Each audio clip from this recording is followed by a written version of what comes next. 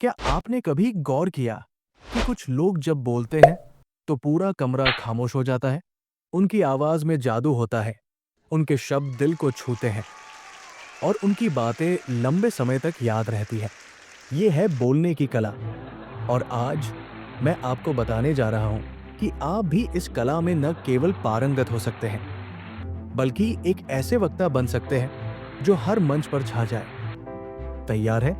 तो चलिए इस यात्रा को शुरू करते हैं। बोलने की कला की पहली सीढ़ी है आत्मविश्वास।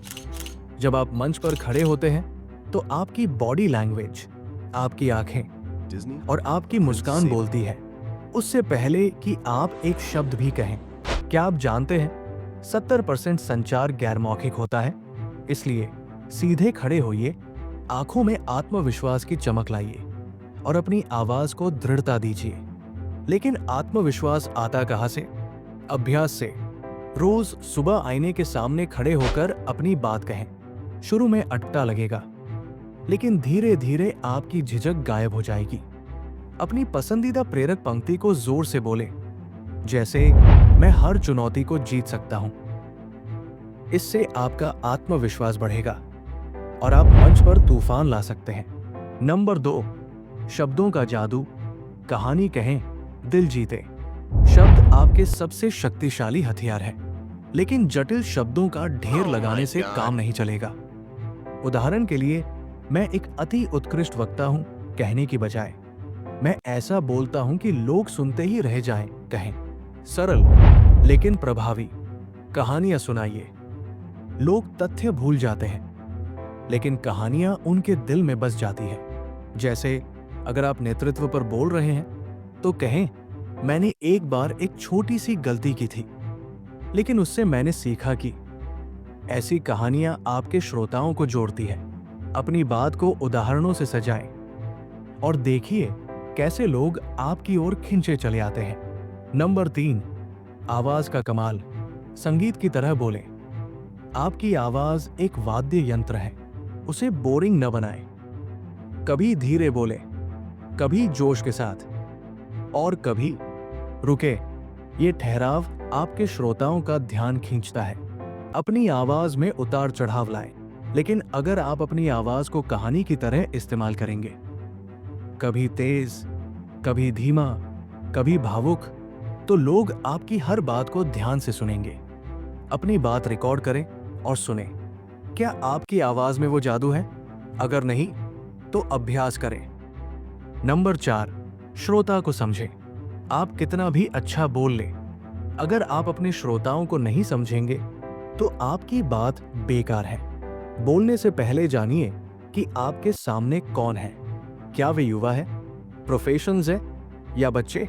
उनकी रुचि, उनकी भाषा, उनकी जरूरत को समझें। अगर आप बच्चों से बात कर रहे हैं तो सुपर हीरो की कहानियां सुनाएं। अगर प्रोफेशनल से, तो डेटा और प्रेरणा का मिश्रण करें।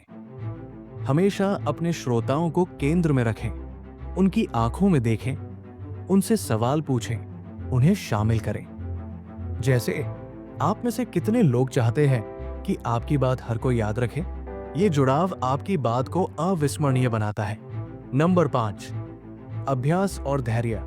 कोई भी जन्मजात वक्ता नहीं होता। हर महान वक्ता ने घंटों अभ्यास किया है।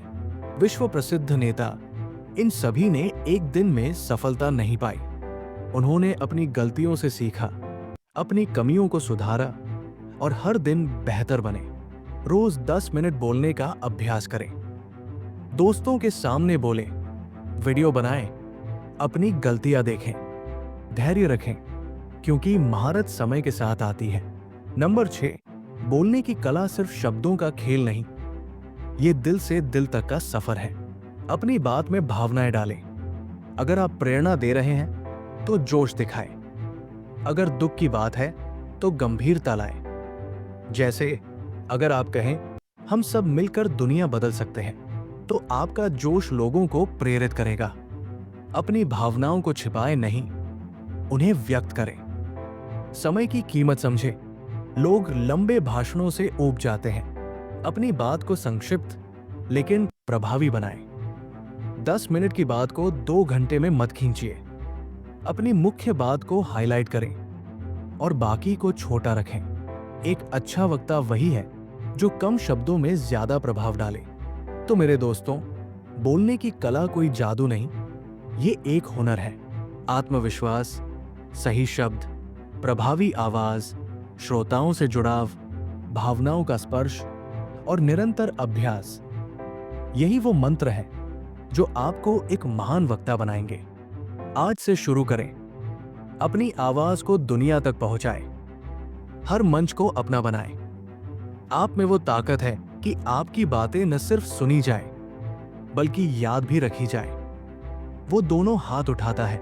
बोलिए, प्रेरित कीजिए और दुनिया को अपनी आवाज का जादू दिखाइए। धन्यवाद मेरे दोस्तों कि आपने मुझे सुना। अब बारी आपकी है। जाइए और अपनी आवाज से दुनिया को जीत लीजिए।